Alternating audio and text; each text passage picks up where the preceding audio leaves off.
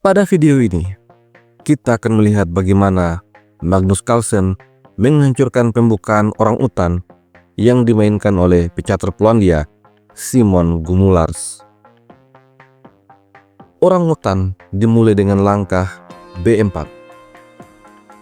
Selain orang utan, pembukaan ini disebut juga dengan pembukaan Polandia, sesuai dengan pecatur yang memainkannya, pecatur asal Polandia. Merespon hal ini, Magnus memainkan langkah A6, sebuah langkah yang bertentangan dengan prinsip pembukaan. Kemudian gajah fianchetto, lalu kuda F6, kuda F3, G6 mempersiapkan gajah fianchetto. Putih mendorong G3, juga mempersiapkan gajah fianchetto di sayap raja. Lanjut, Magnus mendorong B6, mempersiapkan gajah fianchettonya yang kedua. Kemudian gajah fianchetto, gajah B7, putih rokade, dan gajah G7, persiapan untuk rokade. Posisi keduanya terlihat mirip, sama-sama dengan double fianchetto. Permainan berlanjut, putih mendorong C4, dibalas rokade, lalu D3. Selanjutnya D6. Dengan langkah ini maka opsi pengembangan kuda menjadi bertambah.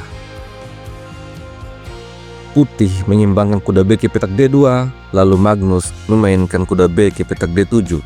Selanjutnya A3 memperkuat pion, dan Magnus membalas dengan E5.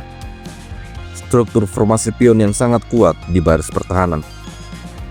Lanjut menteri C2, benteng E8.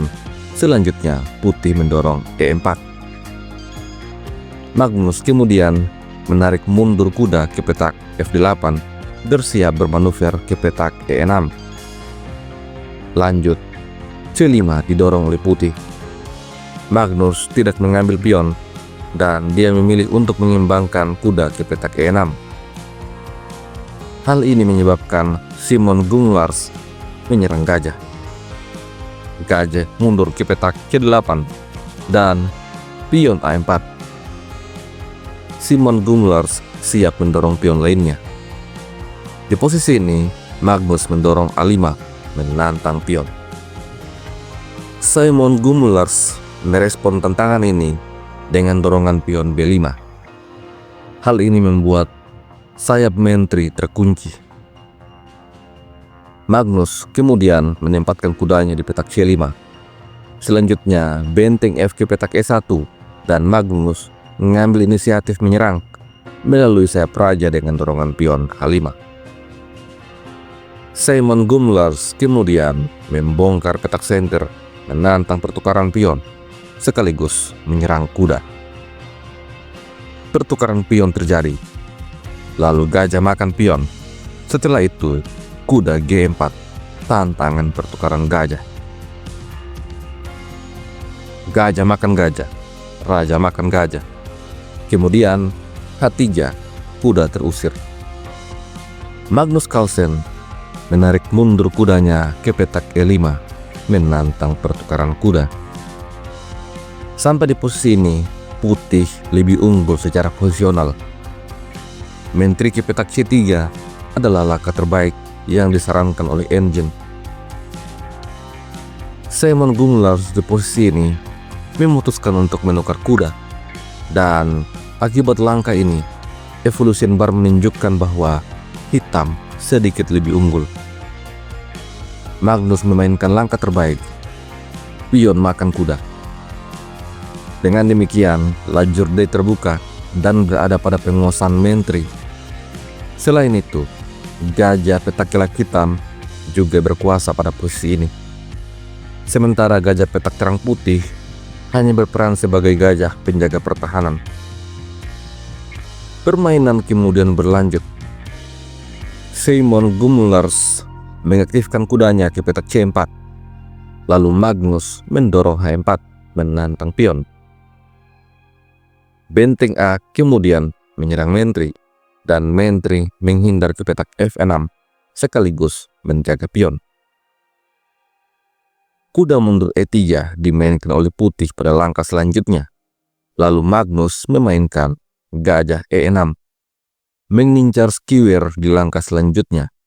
Di posisi ini, entah sengaja atau tidak, Simon Gumlars mendorong G4. Langkah blunder karena gajah B3, skewer pun terjadi. Taktik skewer atau yang disebut juga dengan taktik tusuk sate, yaitu taktik yang memanfaatkan perwira-perwira yang sejajar. Tujuannya untuk mendapatkan keuntungan materi maupun posisi. Di dalam taktik skewer, maka kita menyerang perwira yang nilainya lebih tinggi dan mendapatkan perwira yang nilainya lebih rendah. Di game ini, menteri terserang dan menteri akan pergi. Setelah itu, Magnus akan mendapatkan benteng. Kita kembali pada game sesungguhnya. Di posisi ini, Simon Gumlars tentu saja menyelamatkan menterinya ke petak C3. Dan gajah makan benteng. Hitam menang kualitas. Permainan kemudian berlanjut dengan benteng makan gajah. Oleh karena telah unggul kualitas, Magnus Carlsen kemudian mengajak bertukar benteng. Tetapi kuda D5, ancaman pada menteri dan mencegah terjadinya pertukaran. Menteri menghindar ke petak D6, lalu pion G5 dimainkan oleh putih. Langkah ini adalah sebuah kesalahan karena membiarkan kuda makan pion dan menyerang menteri. Menteri serang balik kuda dan kuda kembali ke petak C5. Setelah itu, Simon Gumlars mendorong F4. Magnus semakin unggul. Kuda menyerang menteri.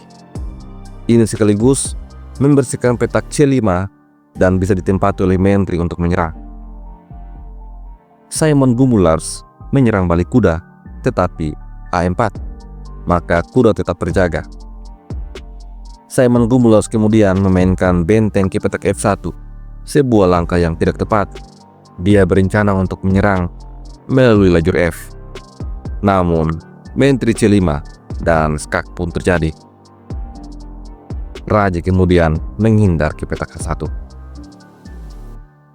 Di posisi ini, untuk memecah kebuntuan, Magnus Carlsen memainkan pertukaran pengorbanan. Benteng makan kuda. Setelah itu, pion makan benteng. Dengan demikian, Magnus bisa kembali menyerang. Di posisi ini, Magnus menantang pertukaran menteri. Tentu saja, Gumlars menolak. Akan tetapi, pion E4. Magnus kembali mendorong pion bebas. Dan ini sangat berbahaya. Simon Gumlars mencoba mendorong pion F5 menyerang balik. Tetapi, kuda D2 menyerang benteng. Setelah itu, Gumlars mendorong F6 mendapatkan tempo skak. Raja lari ke petak F8. Kemudian, Simon Gumlars memainkan menteri G4, menyerang pion dan membiarkan bentengnya dimakan. Di posisi ini, Magnus Carlsen tidak khawatir. Dia mengambil benteng, lalu Gumlars mengambil pion, mengancam skakmat. Kelihatannya posisi ini sangat berbahaya untuk hitam. Akan tetapi, Magnus Carlsen punya langkah yang sangat bagus. Kuda G3, skak. Raja putih hanya bisa lari ke petak H2 karena menteri menjaga petak C1. Apabila di posisi ini menteri makan kuda, maka E3, pion akan promosi dan menteri menjaga petak H4. Oleh karena itu, Simon Gumlars mencoba dengan raja naik. Tetapi setelah kuda H5, Gumlars kemudian menyerah. Bagaimanapun juga, dia kalah satu perwira dan Magnus Carlsen punya pion bebas dan raja yang sangat aman.